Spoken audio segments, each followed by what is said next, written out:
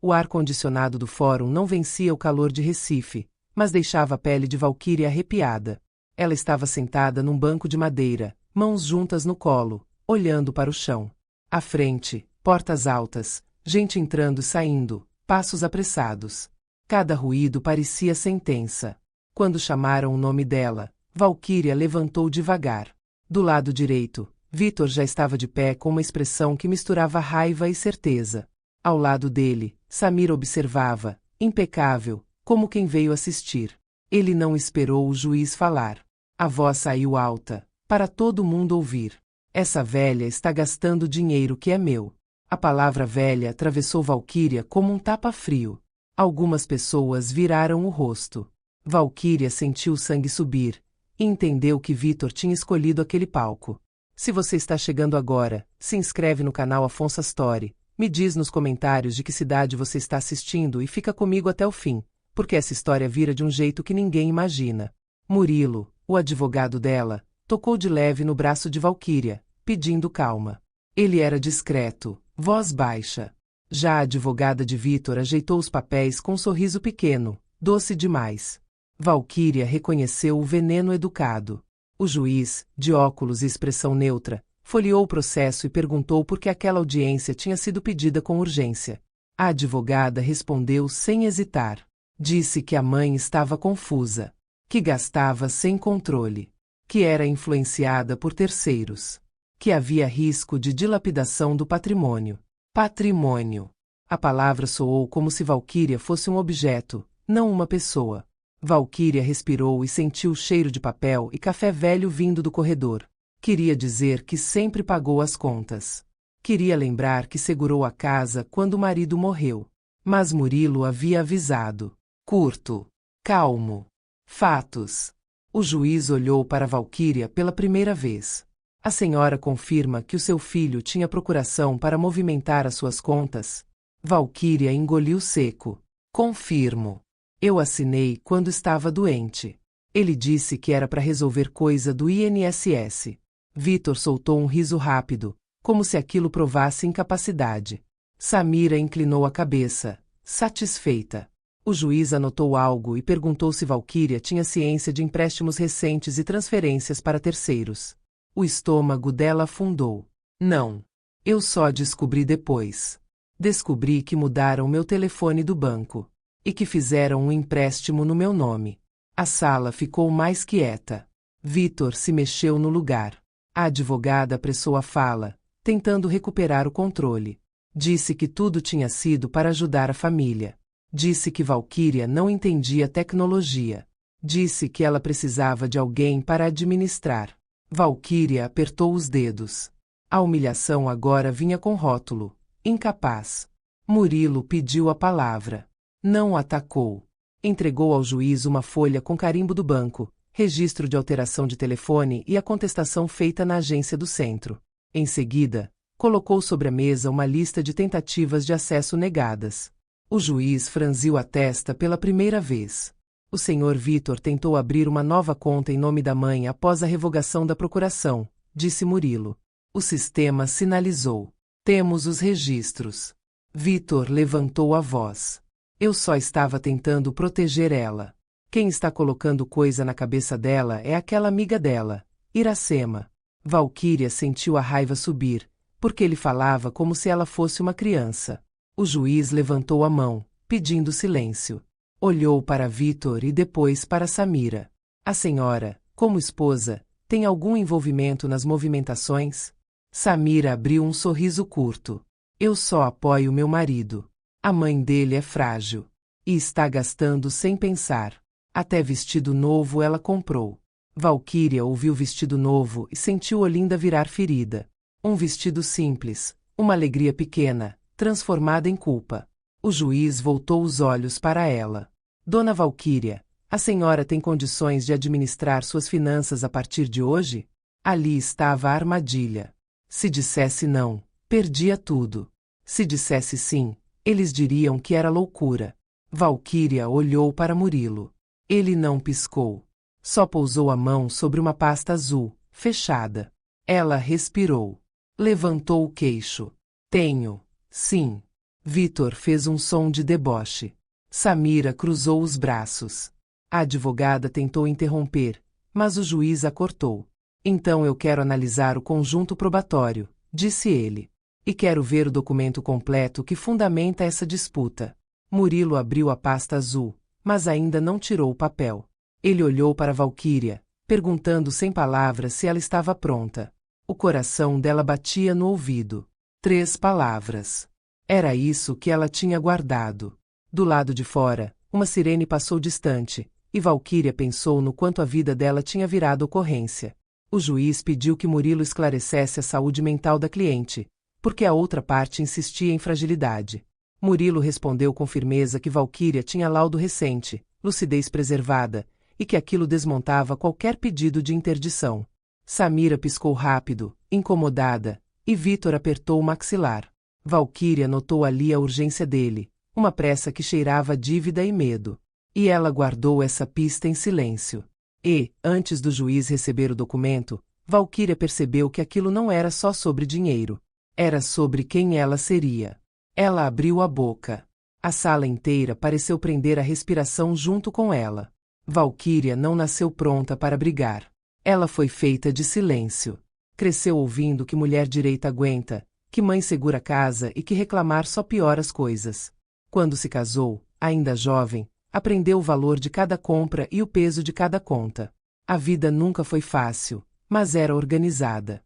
Ela sabia o que entrava, o que saía, o que dava para guardar no fim do mês.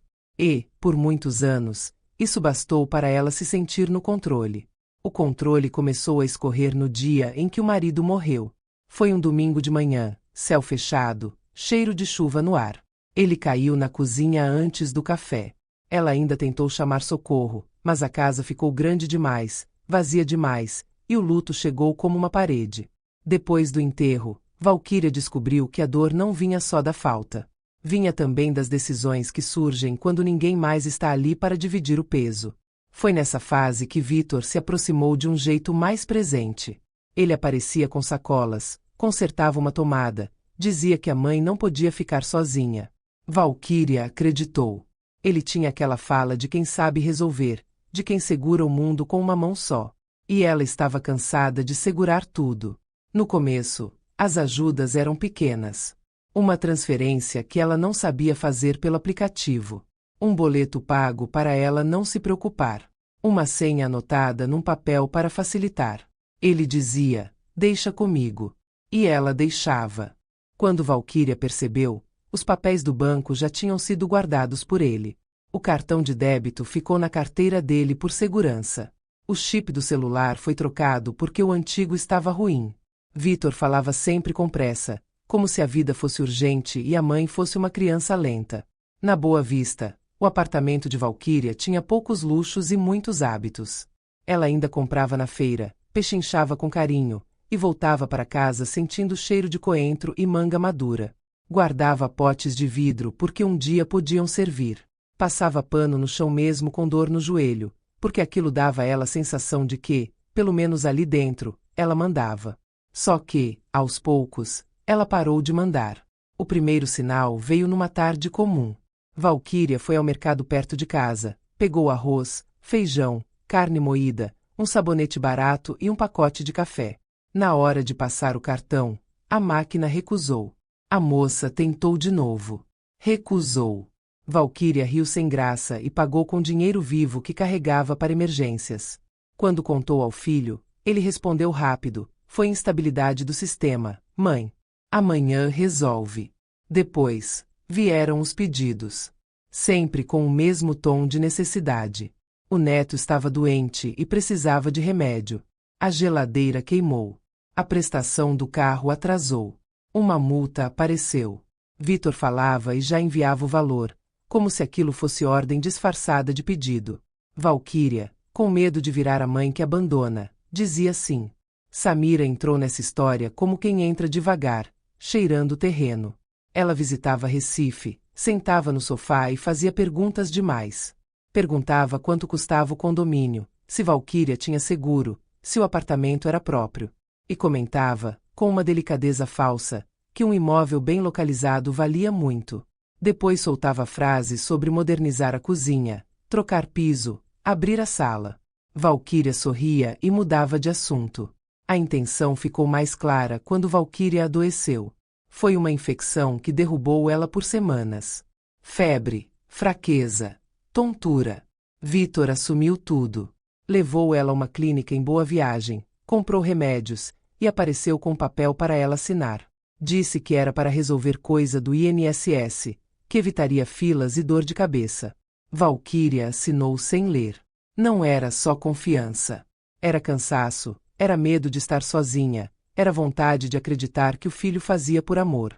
Quando melhorou, a vida voltou ao normal, mas normal já era outra coisa. Os descontos da aposentadoria começaram a vir maiores. Valquíria perguntava e Vitor respondia: é parcela do consignado que a senhora fez para ajudar a gente. Ela sentia vergonha de não lembrar. Pensava: eu devo estar esquecendo mesmo.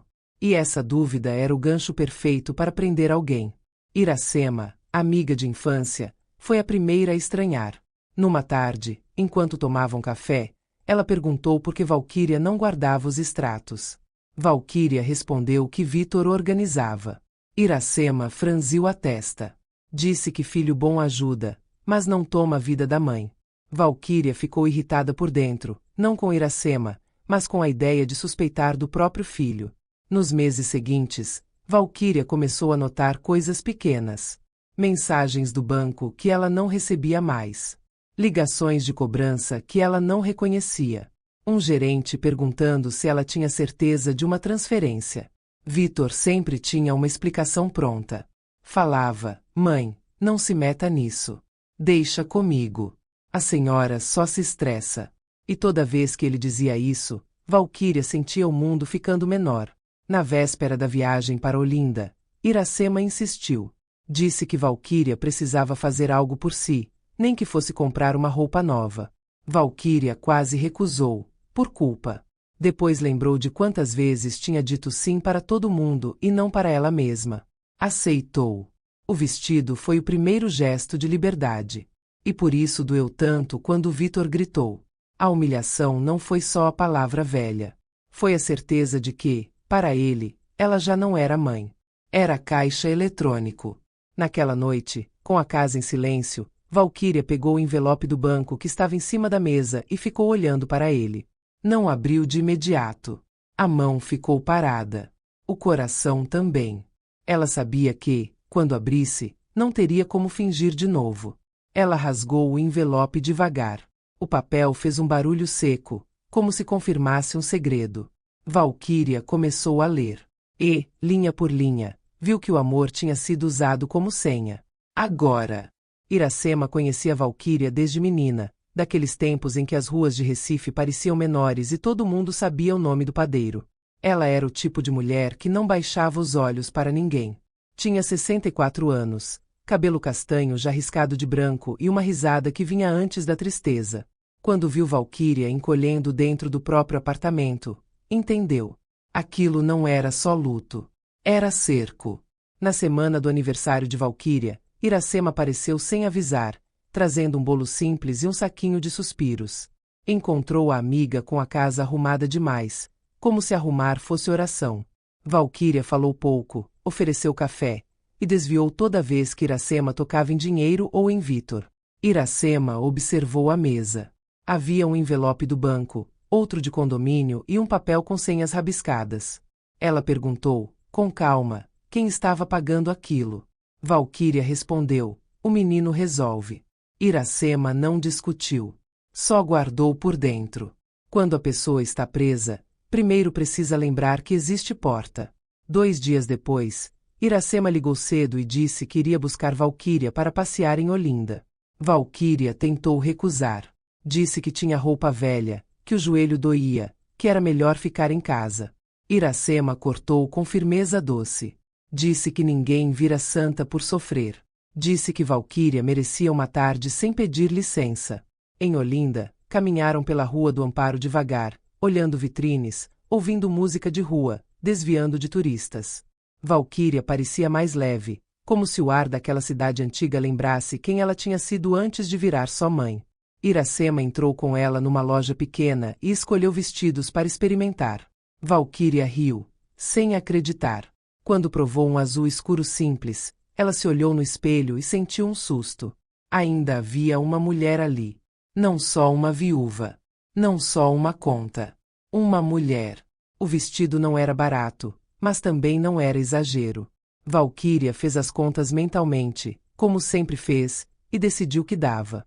Pagou no cartão, sem pedir permissão a ninguém. Iracema aplaudiu baixinho.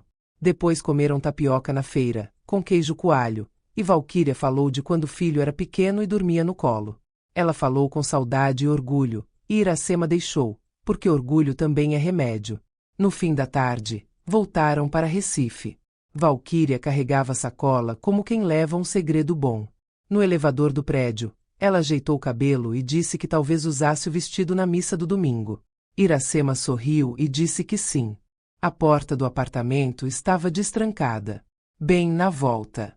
Valquíria estranhou. Ela sempre trancava. Entrou e viu Vitor na sala, de pé, e Samira sentada no sofá com o celular na mão.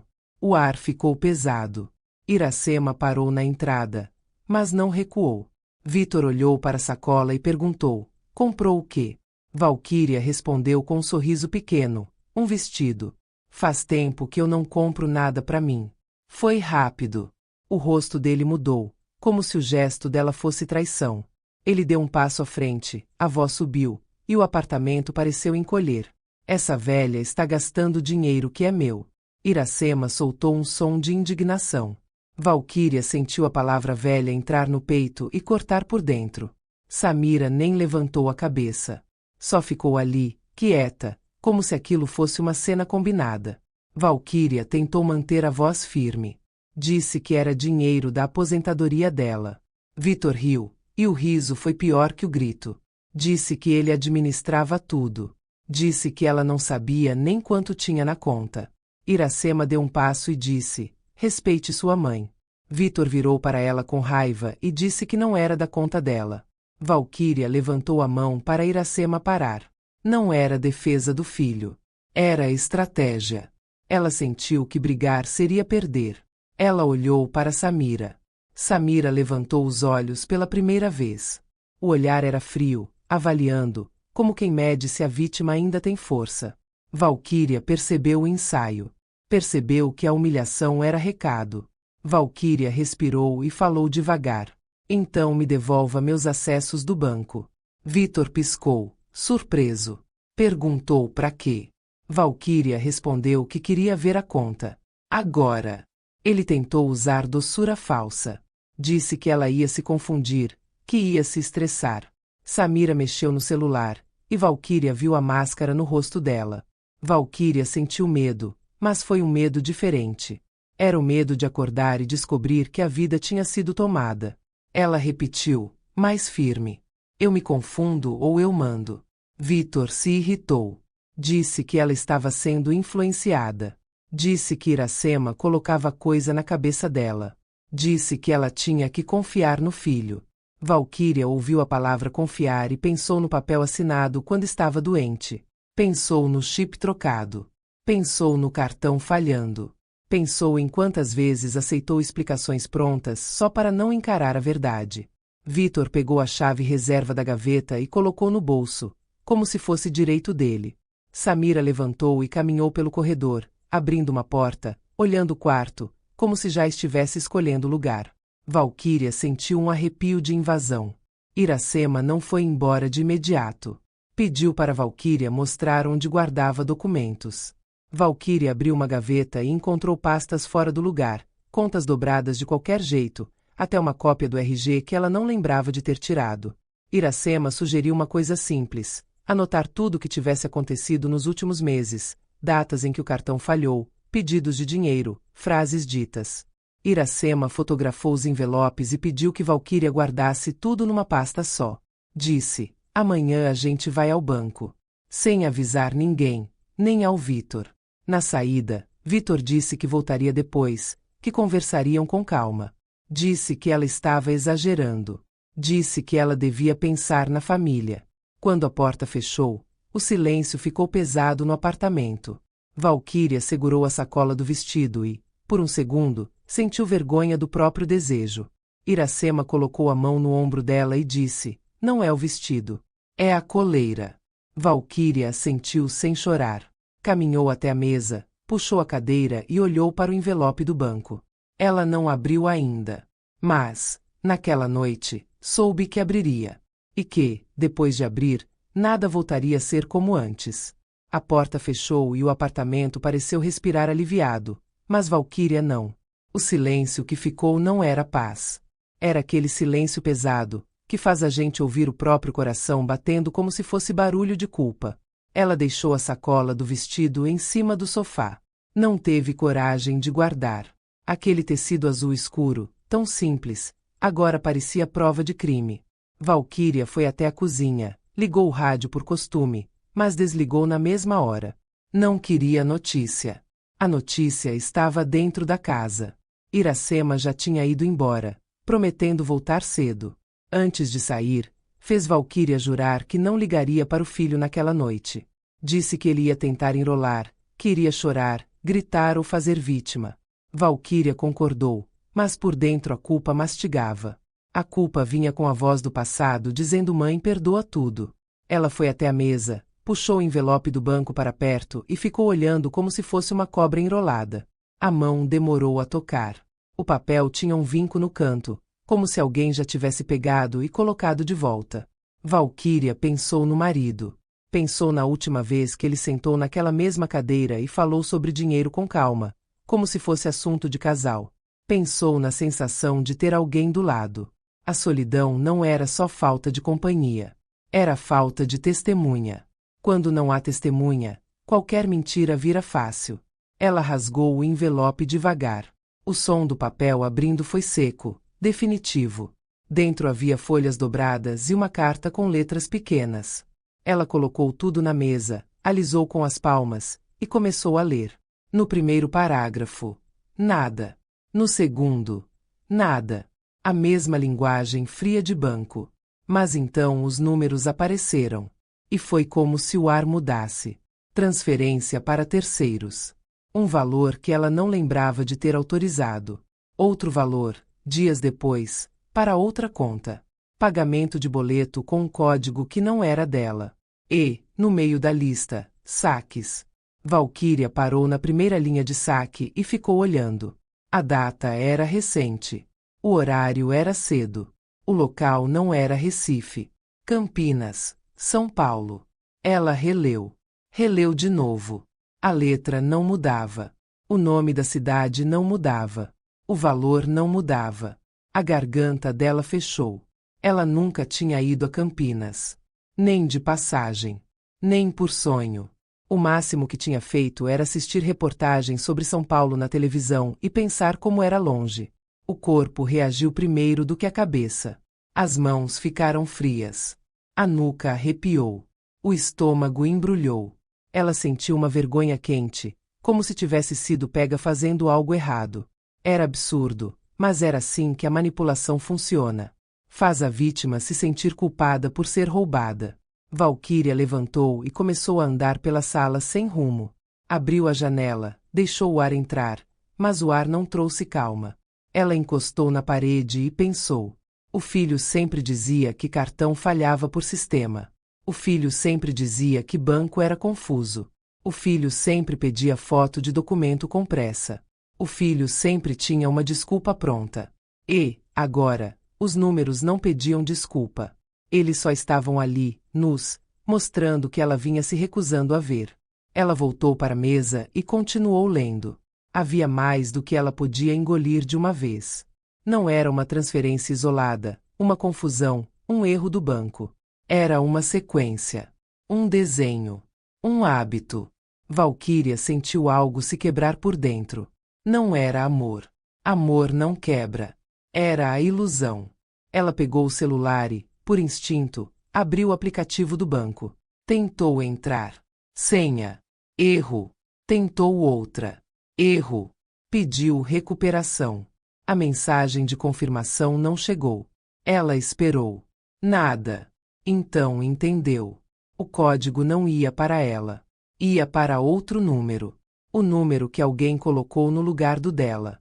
Valquíria apertou os olhos e respirou fundo, como se precisasse puxar coragem pela boca. Ali não era só roubo. Era sequestro da vida dela. Foi até o quarto e abriu a gaveta onde guardava documentos antigos. Notou que estava bagunçada. Pastas fora de lugar. Cópias que ela não lembrava. Um papel com números anotados, letras tortas, como se alguém tivesse escrito rápido. Valquíria sentiu a invasão de novo, aquela sensação de que mexeram na casa como quem mexe em terreno de ninguém. Ela sentou na cama e ficou olhando para as próprias mãos. Uma lembrança veio forte. O dia em que assinou o papel do INSS, quando estava doente.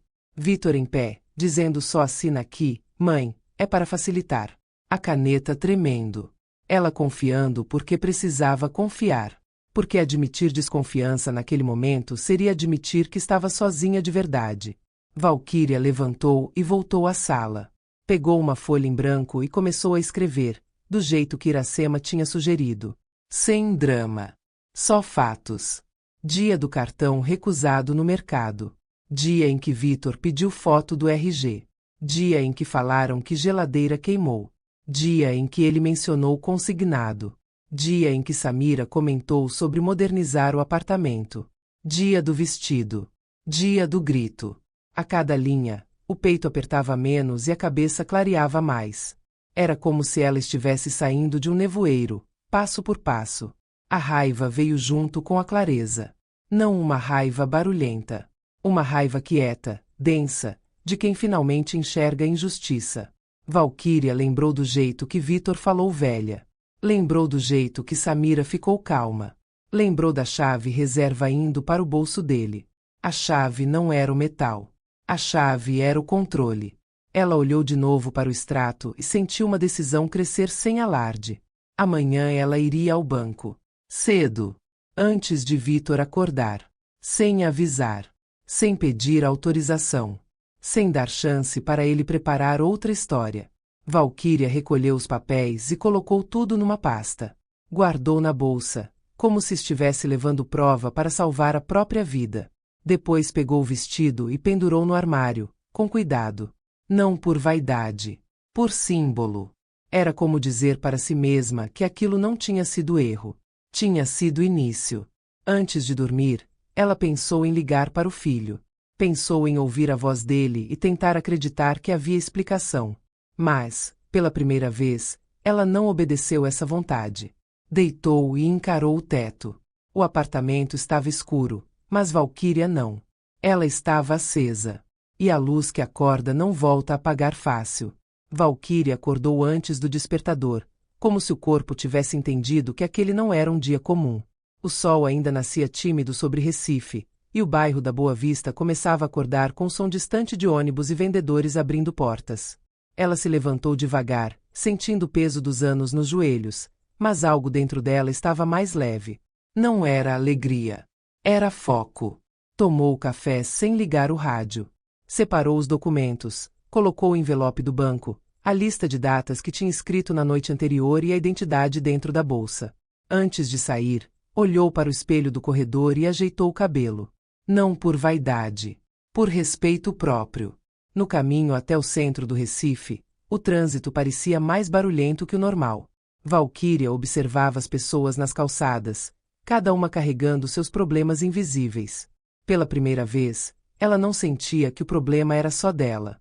Sentia que fazia parte de uma história maior, dessas que acontecem em silêncio dentro de muitas famílias. A agência bancária ficava perto da Avenida Conde da Boa Vista. Vidros grandes, filas longas, ar-condicionado forte demais. Valquíria pegou uma senha e esperou, segurando a bolsa contra o corpo como quem protege algo precioso.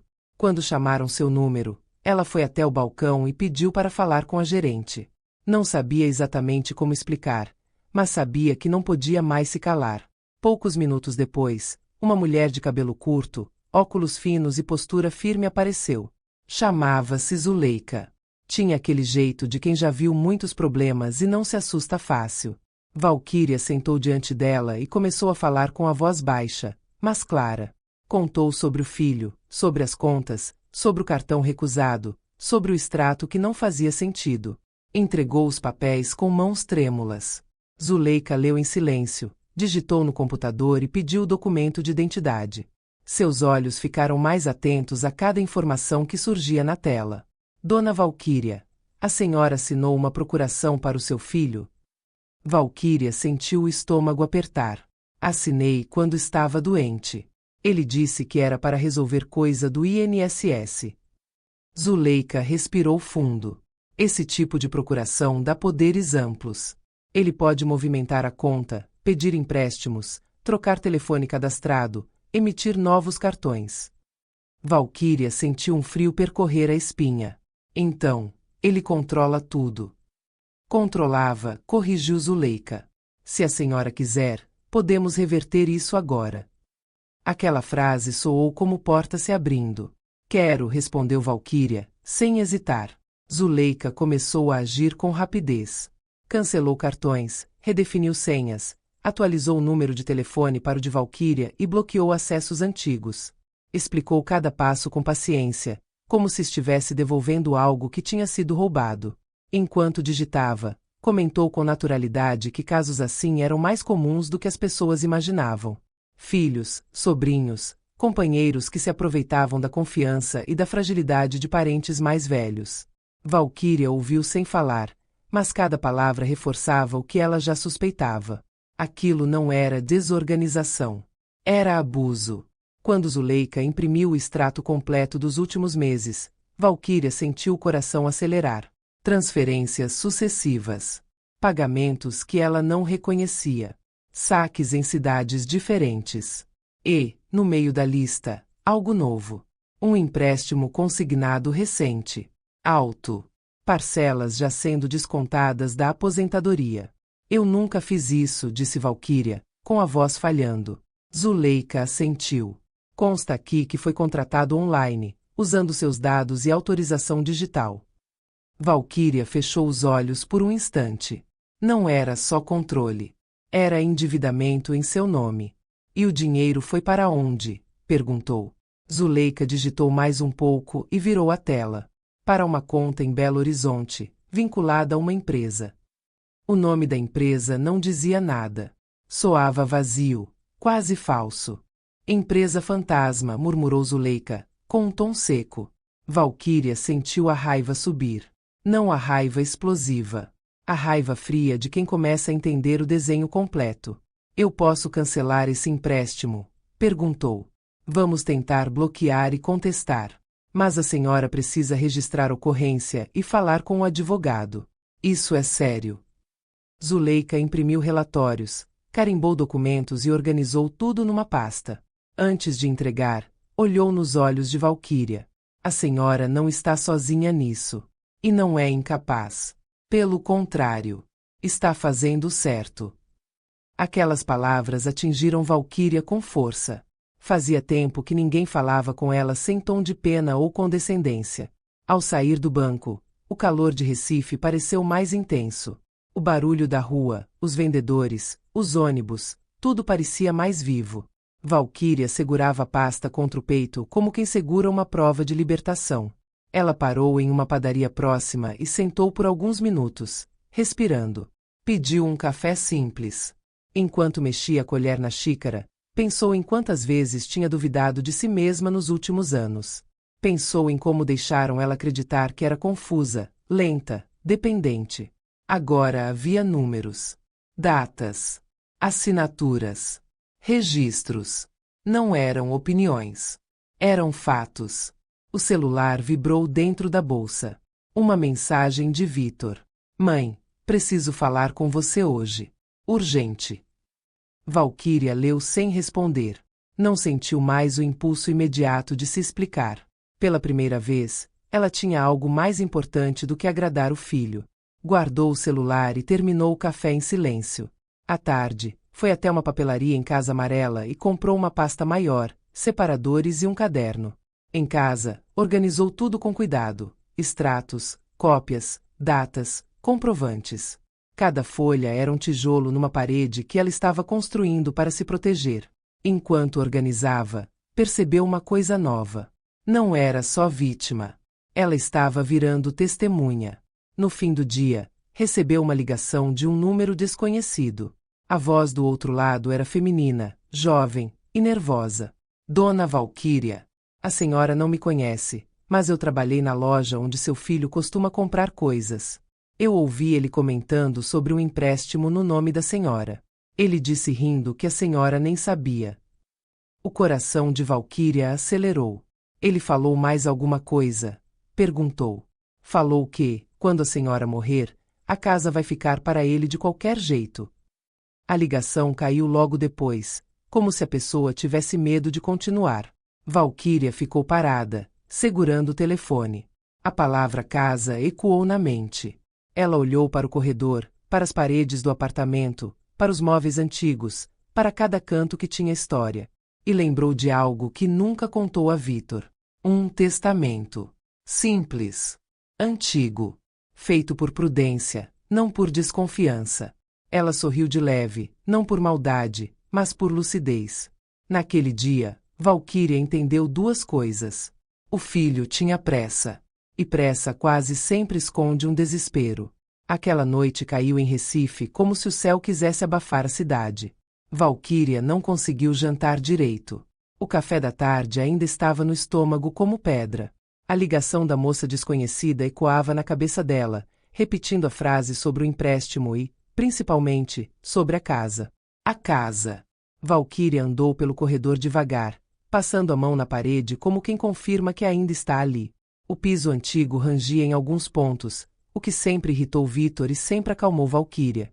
Rangido era a vida. Rangido era a memória. Era prova de que aquele lugar não era um plano. Era a história. Ela pegou a pasta com os documentos e sentou na mesa. Abriu o caderno e escreveu a hora da ligação, o que a moça disse, e uma linha que doeu mais do que todas. Ele riu. Rir da própria mãe. Rir da ignorância que ele mesmo tinha criado. Valquíria respirou fundo e tentou manter a cabeça fria. Iracema tinha dito que a única forma de vencer gente assim era com prova. E prova não nasce da raiva. Prova nasce do detalhe. O celular vibrou de novo. Mensagem de Vítor. Mãe, você não respondeu. Samira está preocupada. A senhora está bem? Valquíria leu e sentiu vontade de rir também, mas de amargura. Preocupação era o nome que eles davam ao controle quando o controle escorregava.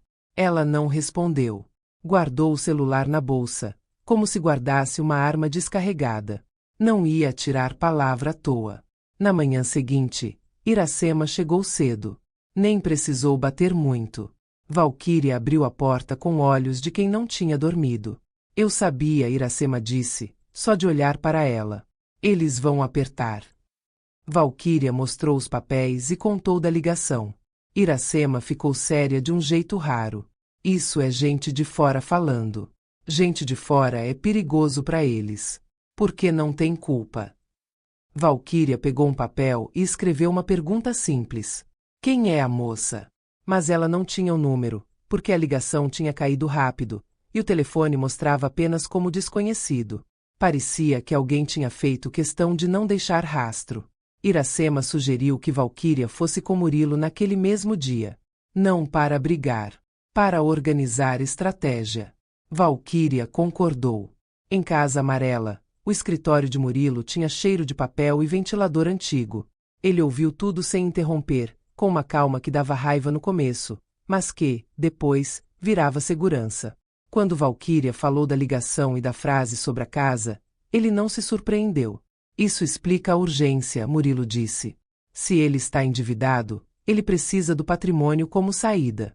E se ele acredita que a senhora vai morrer em breve, ele vai correr com mais força. Valquíria sentiu um choque no peito. Ele acha que eu vou morrer? Murilo não adoçou. Ele acha o que for útil para ele. E está tentando construir uma história de incapacidade para tomar controle legal. Isso é comum. Valquíria ficou em silêncio. A palavra incapaz voltou como um insulto. Murilo abriu uma pasta e puxou uma folha.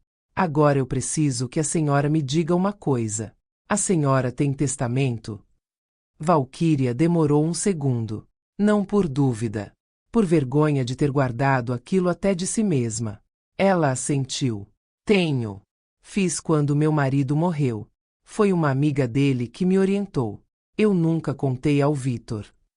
Murilo inclinou a cabeça, como quem encontra uma porta secreta que estava ali o tempo todo. Ótimo. Isso muda o jogo. Mas temos que fazer isso do jeito certo. Valquíria engoliu seco. Eu não quero destruir meu filho. Murilo respondeu simples. A senhora não está destruindo. Está se protegendo. Ele escolheu isso. No caminho de volta, Iracema levou Valquíria para almoçar num lugar simples, perto do mercado da Boa Vista. Valquíria quase não comeu. A cabeça estava cheia. Mas Iracema insistiu em algo que parecia pequeno. Você precisa se manter forte. Porque eles vão tentar te cansar. Depois do almoço, Valquíria voltou para casa e começou a procurar o testamento.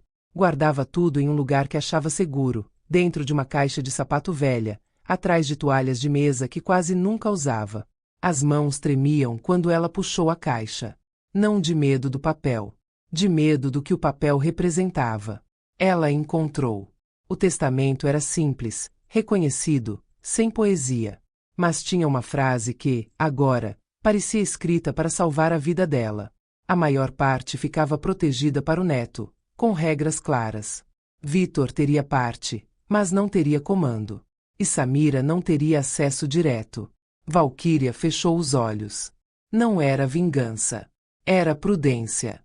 E prudência, naquele momento, parecia justiça.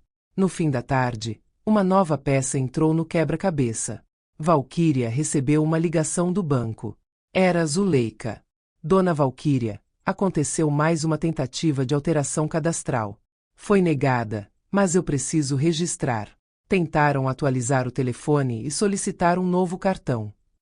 Valquíria sentiu o sangue gelar. Foi ele, ela disse. Possivelmente, Zuleika respondeu, cuidadosa.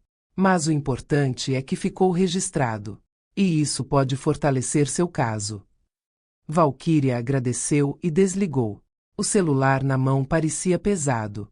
Ela olhou para a sacola do vestido no armário e pensou em como um gesto simples tinha puxado uma linha, e agora a casa inteira estava sendo desfiada.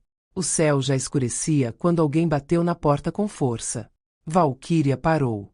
Iracema estava na cozinha, lavando uma xícara. As duas se olharam. A batida veio de novo, mais forte. Valquíria não abriu.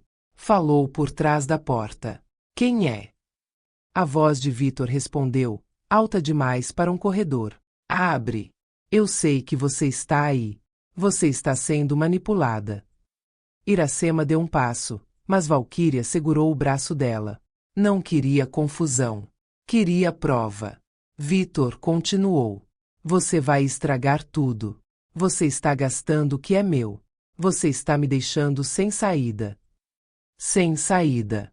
A frase escapou como confissão. Valquíria sentiu o estalo por dentro. Não era só ganância. Era desespero.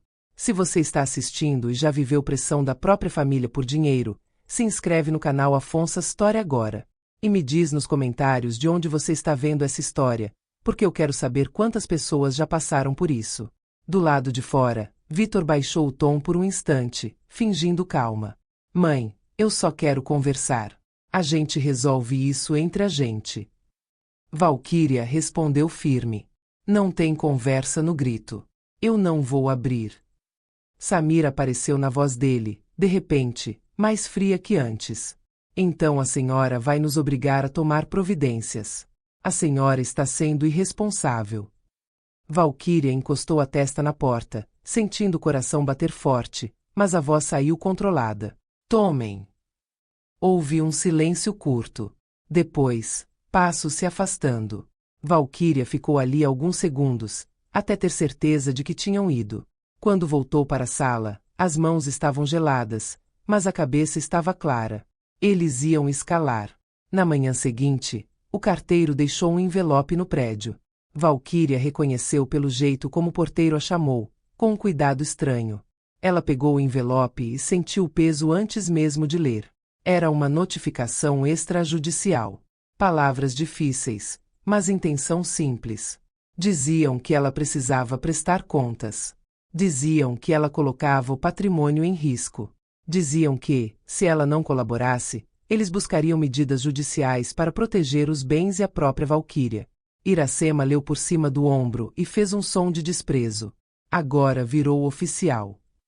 Valquíria segurou o envelope e, pela primeira vez, não sentiu vontade de chorar. Sentiu vontade de agir. Ela pegou o celular, abriu a conversa com Murilo e mandou uma foto. Depois olhou para Iracema e disse, com uma calma que surpreendeu até ela: então agora a gente vai até o fim. Com prova. E com regra. E, no fundo do peito, aquelas 3 palavras prometidas começaram a ganhar forma. Não como frase bonita. Como sentença. Valquíria não abriu a porta naquela noite, mas o barulho ficou dentro dela. A batida, a voz do filho, a frieza de Samira, tudo ecoava pelo apartamento da Boa Vista.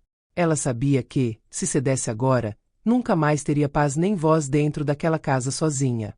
No dia seguinte, ela foi ao cartório acompanhada de Iracema. O lugar cheirava a papel, tinta e pressa. Gente segurava senhas, discutia assinaturas, e ninguém imaginava que, para Valquíria, aquela manhã era como atravessar uma ponte sem ver o outro lado. Murilo já tinha deixado tudo preparado. A revogação da procuração seria registrada ali, sem drama, apenas com a frieza necessária. Valquíria assinou com a mão firme. Quando terminou, ficou olhando para o próprio nome no papel, como se estivesse reaprendendo a existir. Iracema apertou o braço dela e ficou ao lado. De lá, seguiram para uma delegacia no Recife Antigo para registrar o boletim de ocorrência. Valquíria não gostava de delegacia. A luz, o cheiro, a sensação de estar se explicando para o mundo. Mas ela entendeu que aquilo não era para se vingar. Era para deixar rastro. Para impedir que a história dela fosse reescrita por quem gritava mais alto. No caminho de volta, o celular vibrou. Mensagem de Vitor. Depois outra. Depois uma ligação. Valquíria não atendeu. Ela colocou o aparelho no modo silencioso e continuou andando. A sensação era estranha, como se ela estivesse quebrando um costume antigo de obedecer. Quando chegou em casa, já havia um e-mail do banco confirmando alterações de segurança e o registro das tentativas negadas. Zuleika tinha enviado também um resumo carimbado para anexar ao dossiê. Valquíria organizou tudo em separadores, extratos, notificações, cópias de documentos e a linha do tempo escrita à mão. Cada folha era uma parede subindo. No fim da tarde, o porteiro ligou dizendo que Vitor estava no hall. Valquíria sentiu o corpo congelar por um segundo. O coração pediu recuo. A cabeça pediu firmeza. Ela respirou e disse que não desceria. Minutos depois, as batidas começaram. Agora não era só a porta. Era o interfone, era o corredor, era a tentativa de transformar o prédio inteiro em plateia. Valquíria encostou a mão na madeira e falou alto o suficiente para ser ouvida, mas sem abrir. Eu não vou conversar no grito. Do lado de fora, Vitor explodiu. Mãe, para com isso. Você está acabando comigo. A frase veio como culpa pronta, embrulhada para ela carregar. Valquíria fechou os olhos e respondeu, controlada. Você não está acabando por minha causa. Você está acabando por suas escolhas. O silêncio do corredor durou pouco. Vitor voltou a bater. Eu sei o que você está fazendo. Você foi no banco. Você mexeu nas minhas coisas. Minhas coisas. Ele disse minhas coisas sobre a conta dela. Samira apareceu na voz dele, cortante. A senhora está colocando a família em risco. Se acontecer alguma coisa com nosso filho, a culpa vai ser sua. Valquíria sentiu o golpe. Usar o neto como arma era a parte mais suja.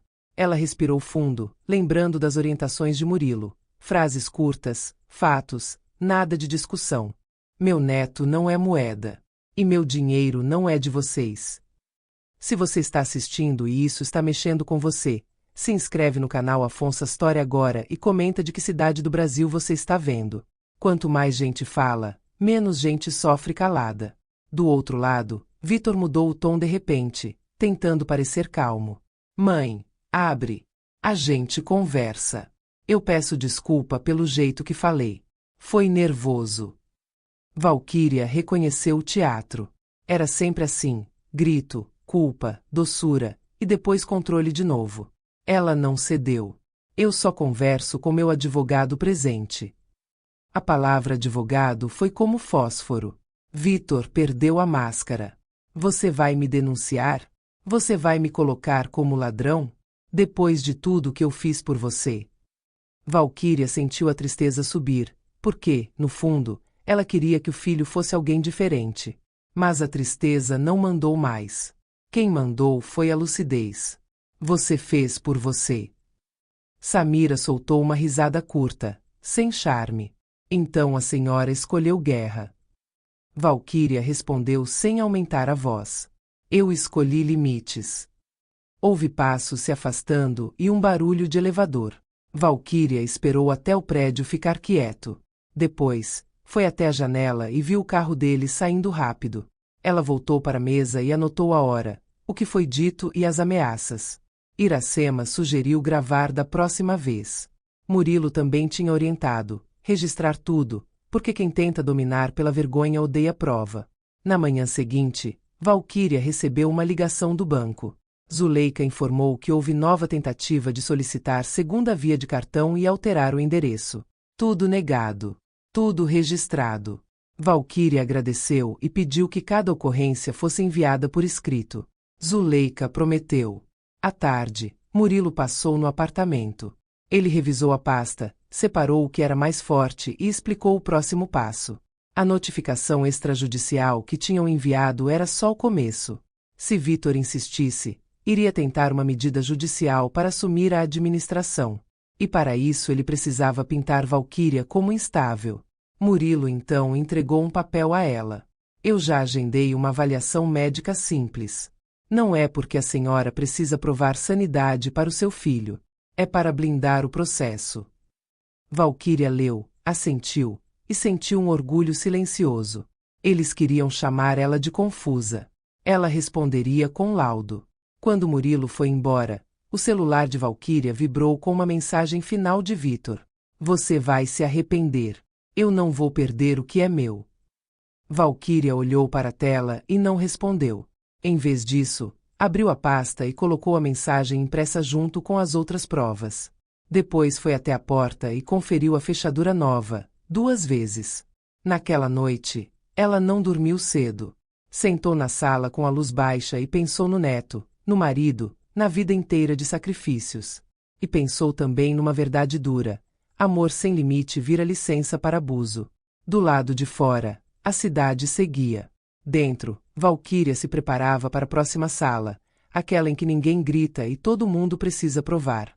E ela já tinha começado a juntar o que eles não tinham: verdade organizada. A notificação extrajudicial não foi o fim. Foi o aviso de que eles tinham decidido transformar a vida de Valquíria em processo. E processo não tem carinho. Tem papel, prazo e gente tentando contar a sua história no seu lugar. 2 dias depois, Murilo ligou cedo. Protocolaram o pedido. Não é interdição completa, pelo menos por enquanto. É uma medida para nomear um administrador provisório das contas e do patrimônio. O argumento é o mesmo: risco, confusão, influência. Valquíria ficou olhando para a cozinha enquanto ouvia. Tudo era tão normal que doía pensar que alguém podia chegar e dizer que ela não mandava mais nem ali. E quando é a audiência? Ela perguntou. Em 10 dias. Eles pediram urgência. 10 dias. Era pouco. Era um relógio que não parava. Iracema apareceu depois com frutas e a cara fechada. Eu sabia que eles iam tentar essa vergonha, ela disse. Eles não querem só teu dinheiro. Querem tua imagem. Querem que você pareça louca. Valquíria respirou fundo e abriu a pasta azul na mesa. Havia separadores, cópias, carimbos, prints e datas. A verdade dela agora tinha organização. E organização, ela aprendeu, assustava quem vive de improviso. Naquele mesmo dia, Murilo levou Valquíria para avaliação médica. Não foi num hospital grande, nem numa coisa dramática. Foi numa clínica simples em Boa Viagem, com corredor limpo e cheiro de álcool. O médico que atendeu tinha voz baixa e perguntas diretas.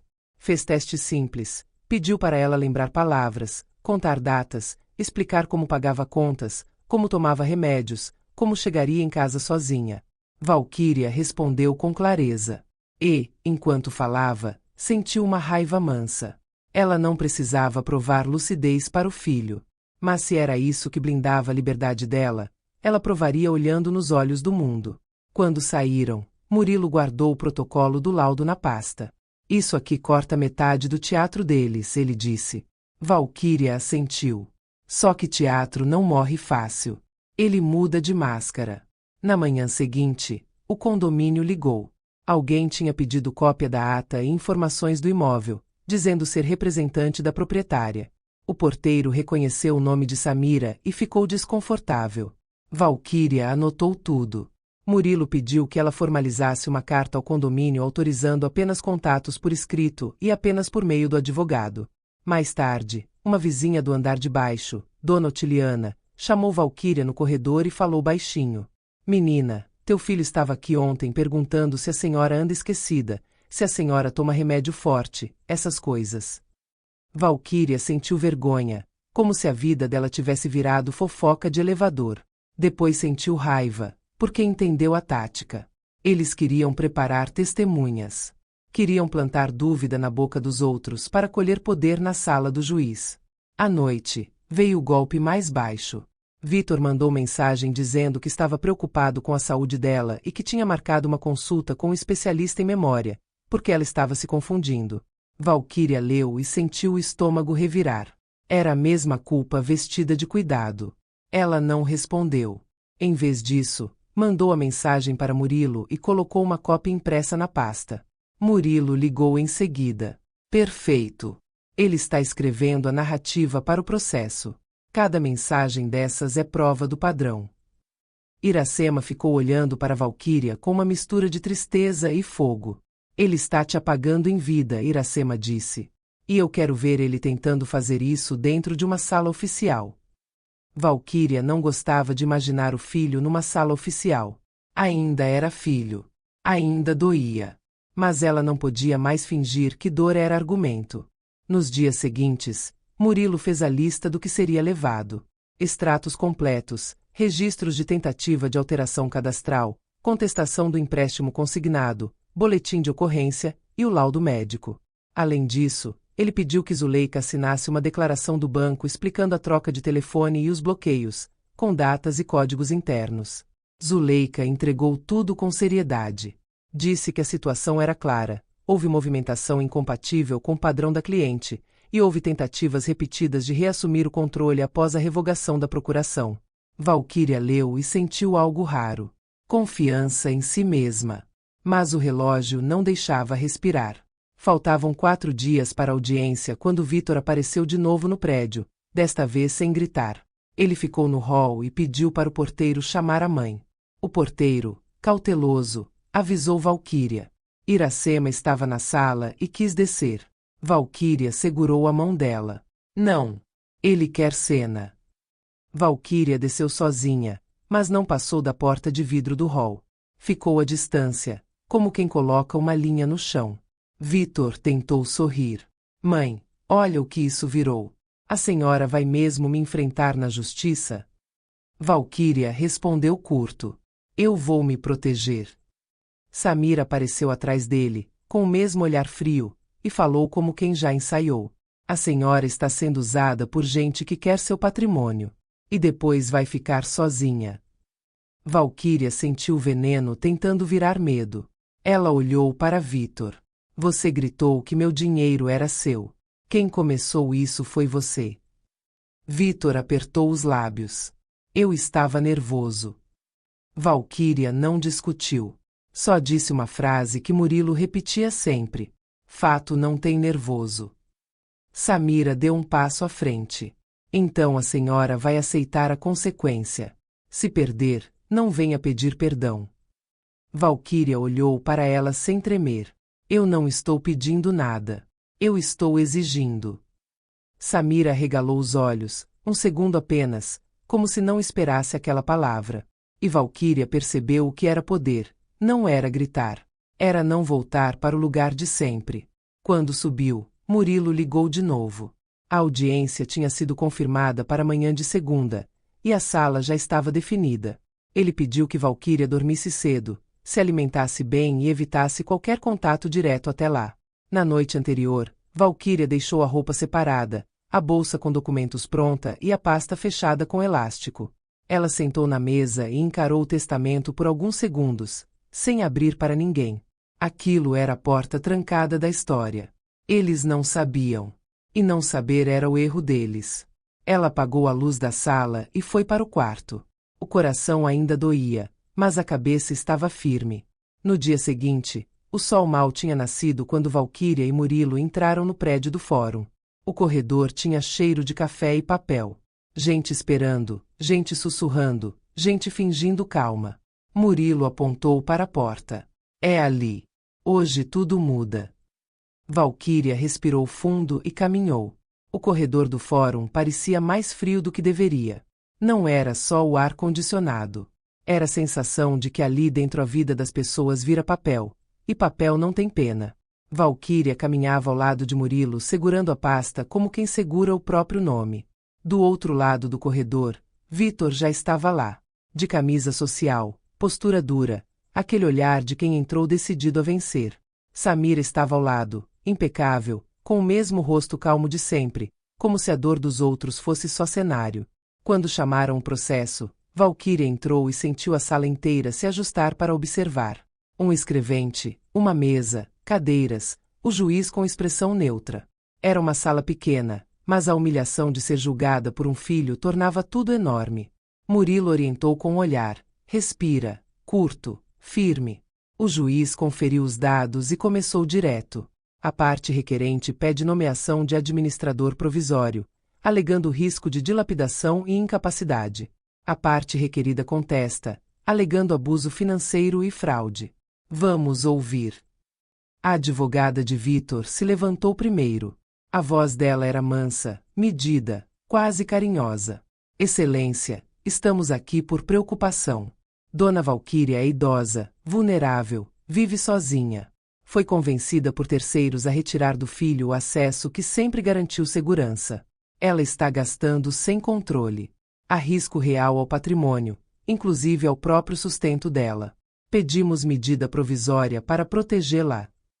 Vitor fez um gesto pequeno de concordância, como filho dedicado. Samira manteve o olhar fixo no juiz, como quem já tem certeza do desfecho. Se isso está te dando nervoso como me deu, se inscreve no canal Afonso História agora. E comenta de que cidade você está assistindo, porque quando a gente fala, a gente se protege. O juiz virou para Valquíria. Dona Valquíria, a senhora quer falar? Antes que ela abrisse a boca, a advogada de Vitor tentou encaixar mais uma peça. Excelência, há também preocupação com a influência de uma amiga que tem acesso constante ao apartamento. Valquíria sentiu o sangue ferver, mas não deixou subir para a voz. Lembrou do corredor. Lembrou do grito. Lembrou do extrato. E decidiu que ali ela não estava para se defender de fofoca. Estava para mostrar fato. Eu quero falar, ela disse. O juiz assentiu.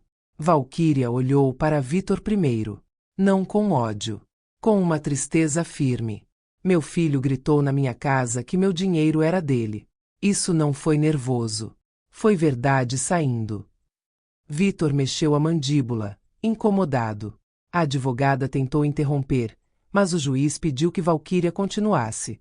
Eu assinei procuração quando eu estava doente. Assinei confiando.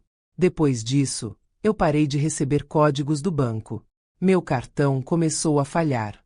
E eu descobri movimentações que eu não fiz. A advogada de Vitor levantou. Ela está confusa, excelência. Ela mesma admite que não lembra do consignado. Murilo levantou a mão e pediu a palavra. O juiz permitiu. Murilo colocou sobre a mesa a declaração do banco, carimbada, com datas.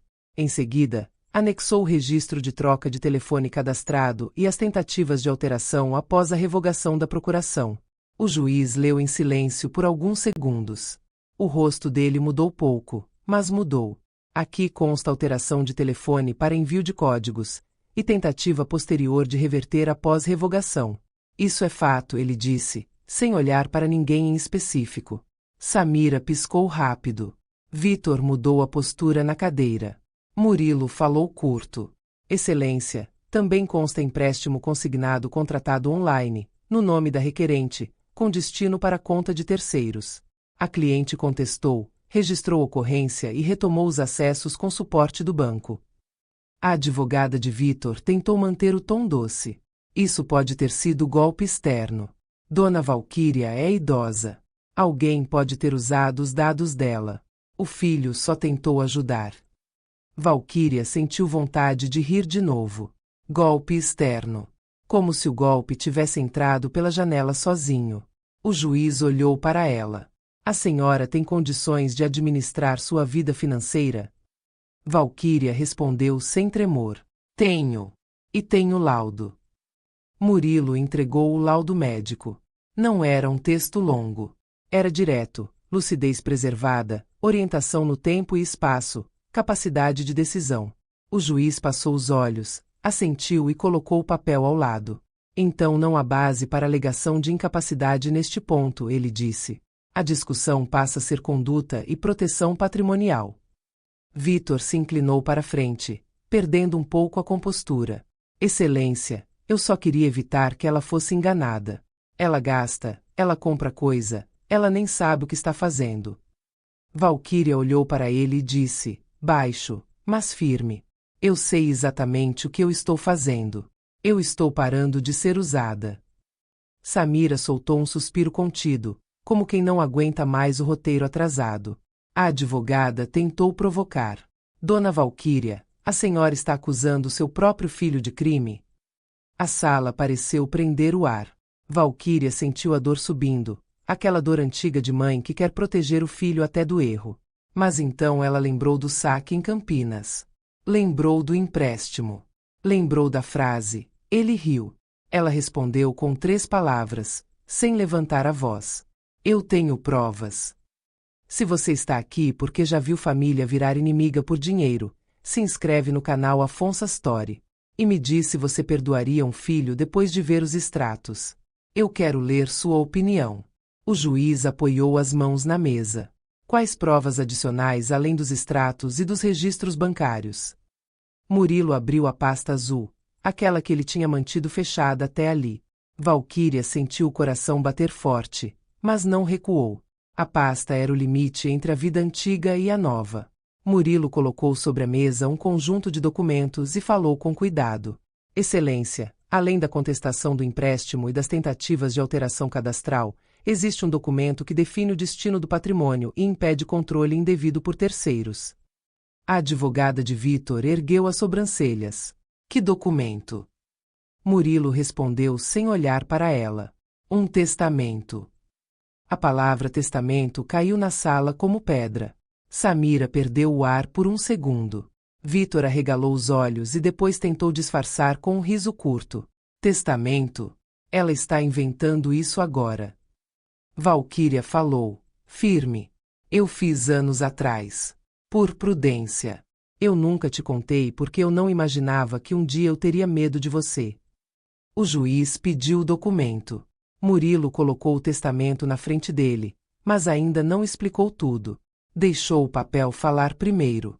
O juiz começou a ler em silêncio, e o silêncio foi ficando pesado. Samira se inclinou para a advogada e cochichou algo.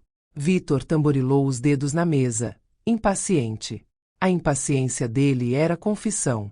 Quem tem pressa tem buraco para tapar. O juiz levantou os olhos. Este documento estabelece regras de destinação e proteção ao herdeiro menor, com cláusulas que limitam a administração e acesso. Vitor levantou a voz, pela primeira vez dentro da sala. Isso é absurdo. Eu sou o filho. Eu tenho direito. O juiz não se moveu. Direito não é controle. Direito é o que a lei define, e o que o documento válido estabelece. Samira apertou os lábios com força. O rosto dela, por um instante, perdeu a educação afiada. Apareceu a raiva pura. Murilo continuou. E há também a prova do motivo da urgência. Extratos de dívida e cobranças que mostram pressão financeira recente do requerente. A tentativa era transferir para a mãe o peso e garantir domínio sobre o patrimônio. A advogada de Vitor se levantou rápido. Isso é invasão de privacidade.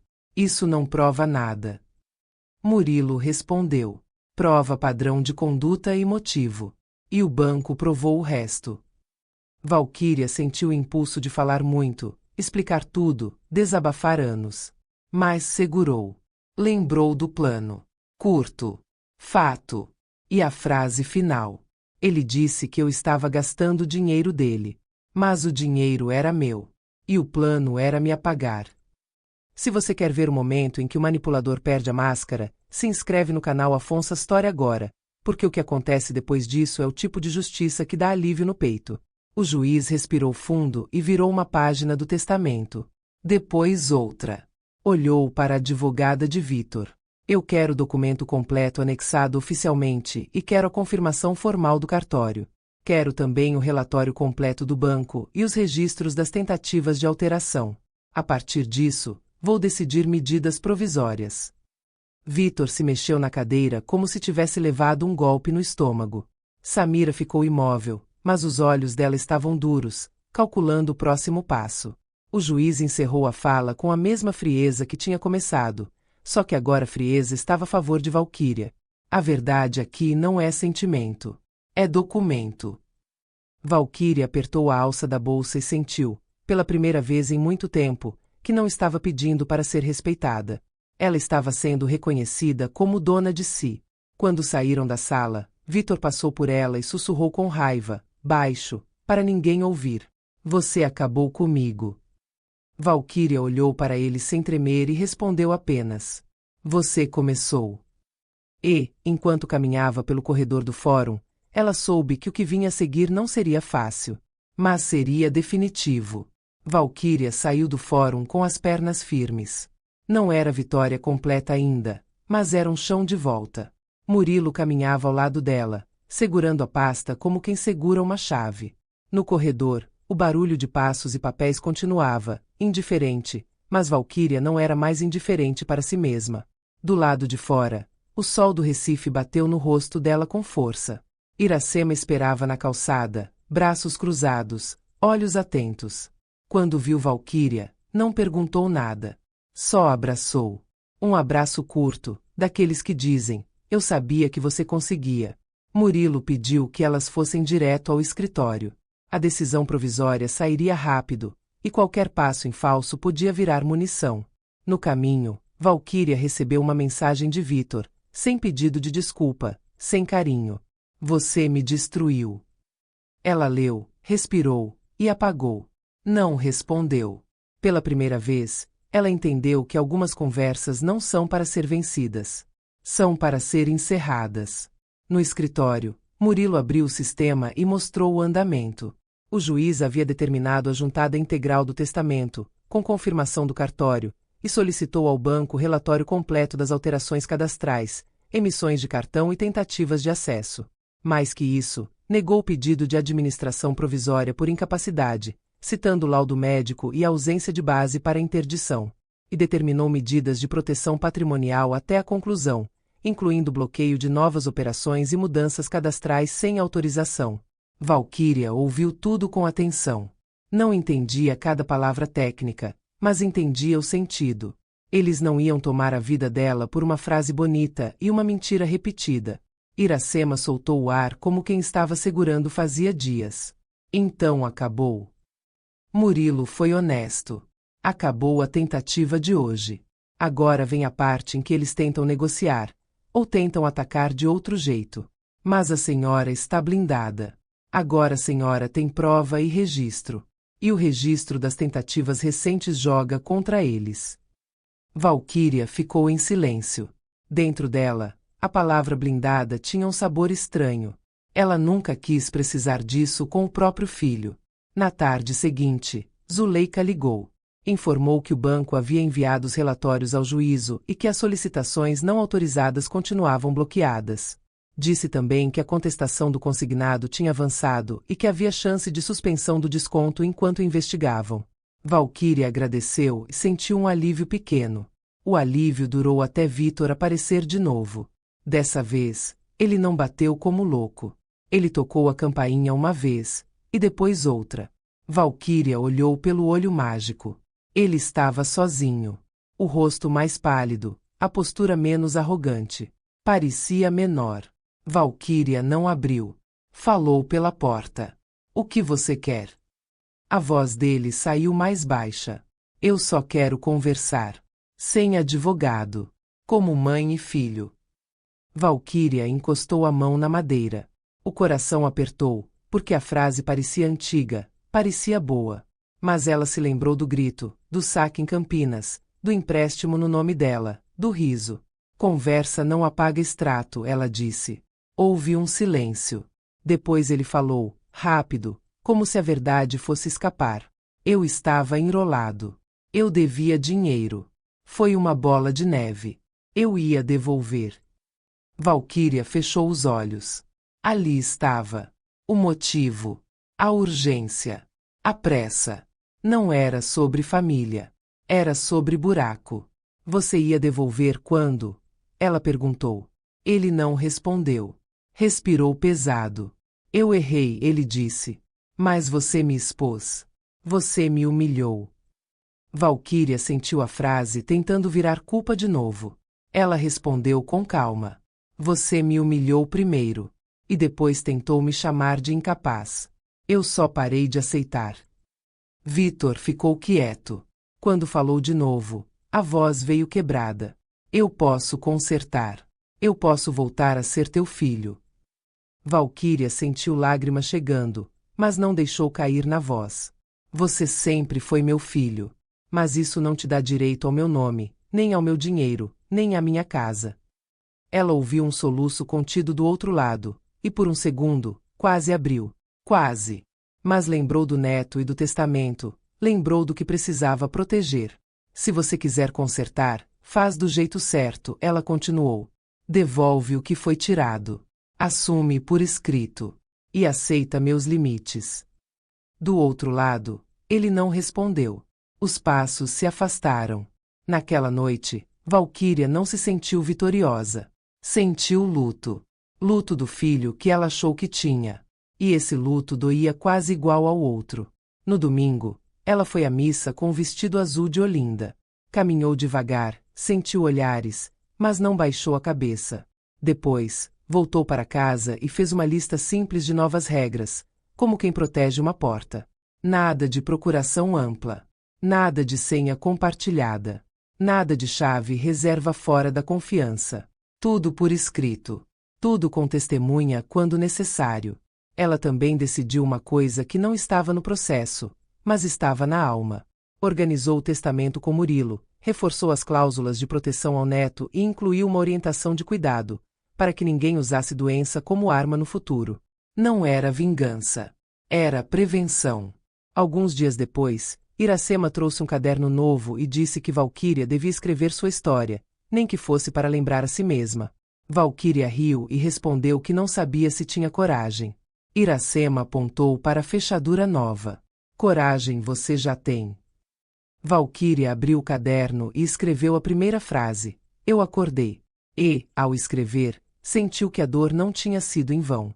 Ela transformou humilhação em limite, culpa em lucidez, medo em regra.